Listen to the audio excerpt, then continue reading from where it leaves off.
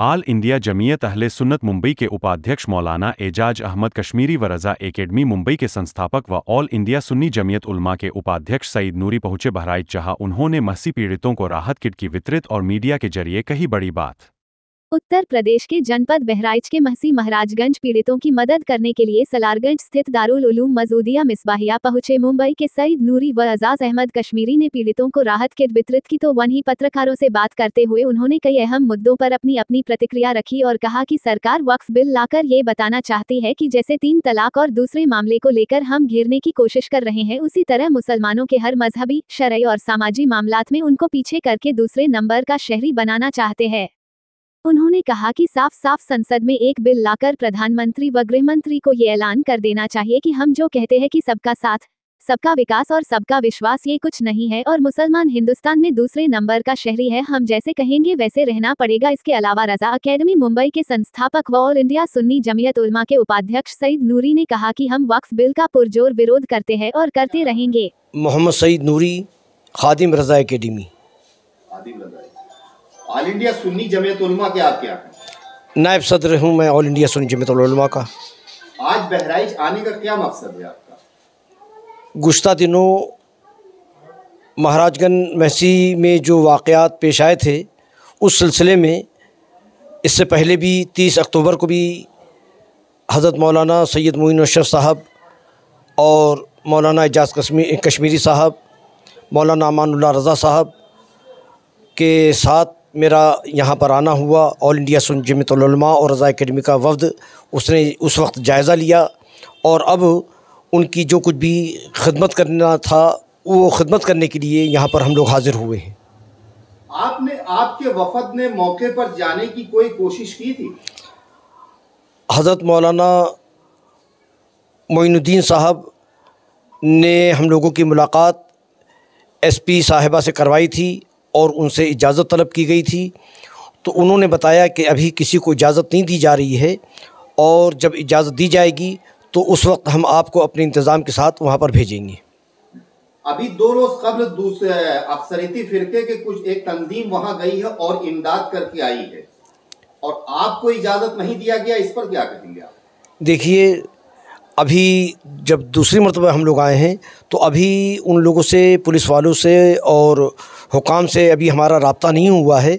अभी हम लोगों ने रात ही हम लोग आए हैं, मौलाना मोइनुद्दीन साहब से हम लोगों ने बताया है कि आप इजाज़त तलब करें और हमारा वफ़द जाए वाक़यात जहाँ पर वाक़यात हुए हैं, जाए वक़ू पर भी इंशाअल्लाह ताला हमारा वफ़द जाएगा।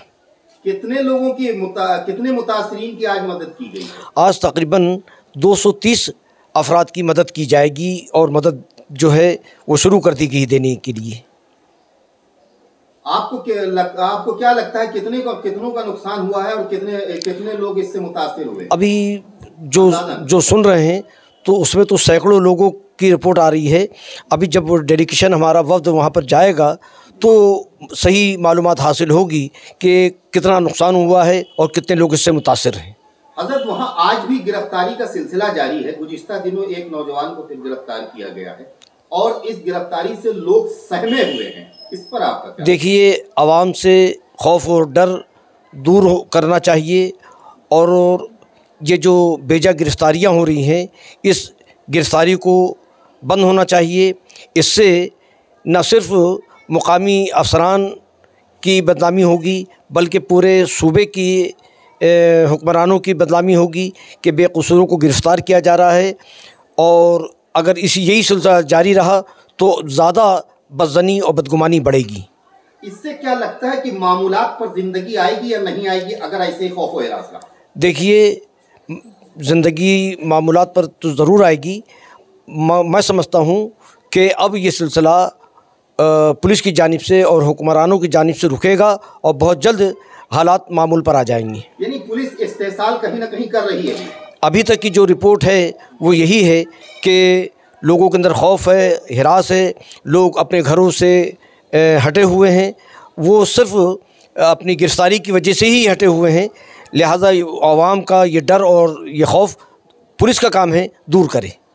एक अहम सवाल है, आप बम्बई से जुड़े हैं, रज़ा एकेडमी बम्बई से, और वो कल आज वजीर दाखिला का बयान आया है कि वक्फ तरमीमी बिल हम किसी भी हालत में मंजूर करा कर रहेंगे, जबकि मिल्ली तंजीमें इसके लिए कमर बस्ता हैं। आपका इस पर क्या कहना? देखिए, ये तो कौन क्या कह रहा है, क्या नहीं बोल रहा है, वो एक अलग बात है, मगर तमाम मुसलमानों को, हिंदुस्तान भर के मुसलमानों को वक्फ एक्ट में जो तरमीम है वो एक्ट नाकाबिल कबूल है, नामंजूर है। ये अपनी धांधली और दादागिरी से जो चाहे करवा लें, उसके लिए पूरे मुल्क का मुसलमान सदा एहतजाज बुलंद कर रहा है और करता रहेगा। बहुत बहुत शुक्रिया।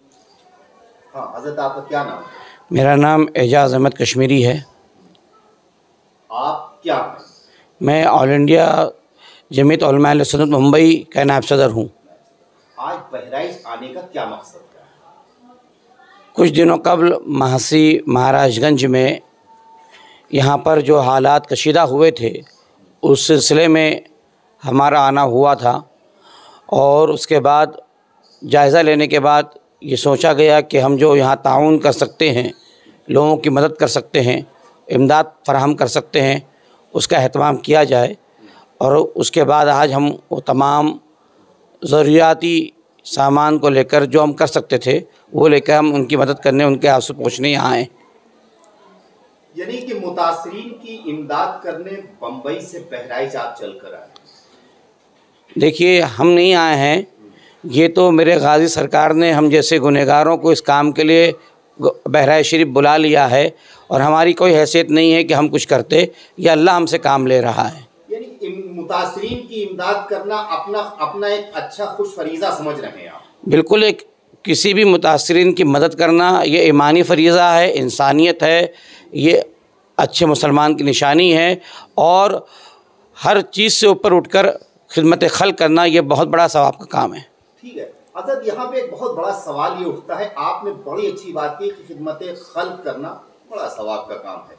जो उलमा महाराजगंज के ही रहने वाले हैं और वो एक अजीम मनसब पर हैं और उनको ताजुशरिया ने एक मनसब दे रखा है, उनकी खामोशी इस तनाजुर में आप क्या समझते हैं? देखिए, हर आलिम अपनी इस्तिताअत के मुताबिक काम करता है।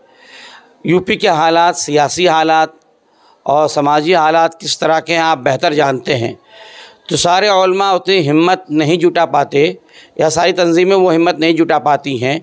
कहीं ना कहीं कोई माशी तौर पर, कोई किसी और वजह से कमज़ोर पड़ जाता है, तो किसी की कमी ना तलाश करते हुए हम अपना फ़र्ज़ जो कर सकते हैं हम उसको अदा करने की कोशिश करते हैं। आप आज के हवाले से क्या पैगाम देना चाहते हैं? हम पैगाम ये देना चाहते हैं कि आप कहीं भी रहें, अपने अड़ोस पड़ोस में भी रहें, आप जो खैर का काम, खिदमत खल्क़ का काम कर सकते हैं, लोगों की मदद कर सकते हैं, अपने तौर पर आप किसी को एक गिलास पानी भी दे सकते हैं तो वो देने की कोशिश करें और कोशिश ये करें कि अपने इलाके में अमन शांति बरकरार रहे, क्योंकि नफ़रत फैलाने वाले बहुत बड़ी तादाद में हैं और पूरी तरह से कोशिश की जा रही है कि ख्वाजा के हिंदुस्तान को नफ़रत की आग में झोंका जाए। हम ये कोशिश करें कि ख्वाजा के हिंदुस्तान को ख्वाजा की सीरत के मुताबिक ढाल कर अपना बनाने की कोशिश करें, यानी बुजुर्गों के पैगाम को आम करें। बिल्कुल, क्योंकि गाज़ी के शहर में है, मेरे शहीदुश्शुहदा फिल हिंद के शहर में है, तो जो पैगाम इन्होंने दिया है तमाम औलिया कामिलीन ने, और यूपी तो औलिया का मरकज़ है, तो उसी पैगाम को आम करना चाहिए। हज़रत, बहुत बड़ा एक सवाल ये है कि वज़ीर दाखिला ने पास करा कर रहेंगे, इस पर क्या कहना है, जबकि दूसरी मिल्ली तंजीमें इसके खिलाफ सदा एहतजाज करने के लिए कमर बस्ता है? आपका कहना है? जिसकी लाठी उसकी भैंस। हिंदुस्तान में इस वक्त तो पिछले 10 सालों से जमहूरियत का गला घोंट दिया गया है और तानाशाही से कम नहीं है। दुनिया में 2-3 तानाशाह मशहूर हैं, अगर उसमें एक नाम दौरे हाजिर के प्राइम मिनिस्टर और होम मिनिस्टर का शामिल कर दिया जाए तो कोई मुझे हर्ज महसूस नहीं होती।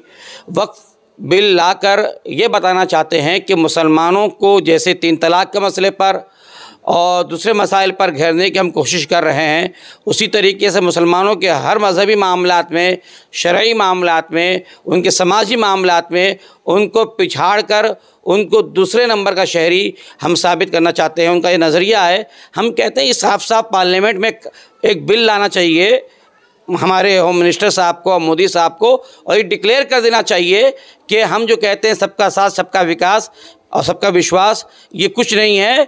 हम ये ऐलान करते हैं हिंदुस्तान की पार्लियामेंट में कि मुसलमान हिंदुस्तान में दूसरे नंबर का शहरी है, हम जैसा कहेंगे उसको वैसा रहना पड़ेगा। ये सारी मक्कारी बंद करें और मर्द की तरह बात करें, ये औरतों की तरह पीछे से आके वार करना बंद करें। NNY 24/7 न्यूज की खबरों से जुड़े रहने के लिए इन सोशल मीडिया प्लेटफॉर्मों से जुड़े और बने रहें NNY 24/7 न्यूज के साथ। NNY 24/7 news, the smart generation web and digital media.